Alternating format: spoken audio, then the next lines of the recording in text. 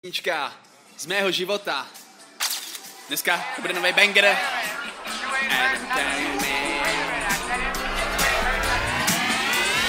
Já mám sweat, výpečky jsem snad sezelin, kyselin. Státou šel na kupopat, zaměstnancům omlouvat, za to, že jsem potřeboval hodně nutně zrát.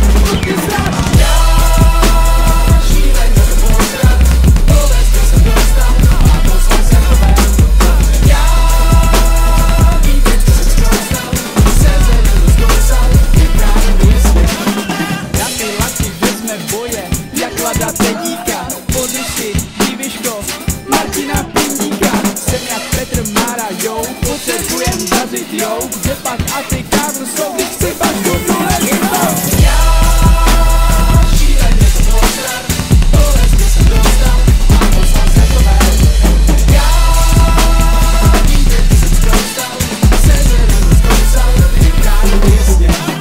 Disco, koule, Tesla, září jasný jak ty. Chci jenom peníze, je highlight na pijaci. Poslední pár let si žiju svůj život jak chci. A teď zamři mubu, jedu freestyle kajumi.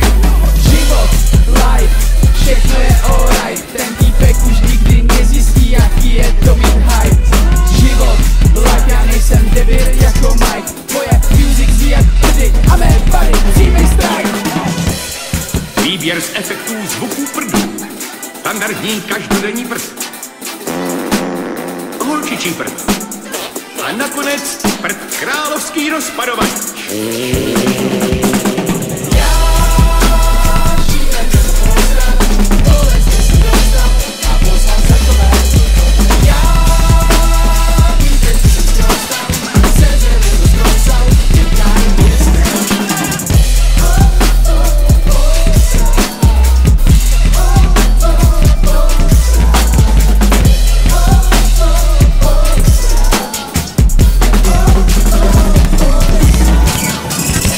Maso nakrájíme na velké kostky a vložíme do pekárny.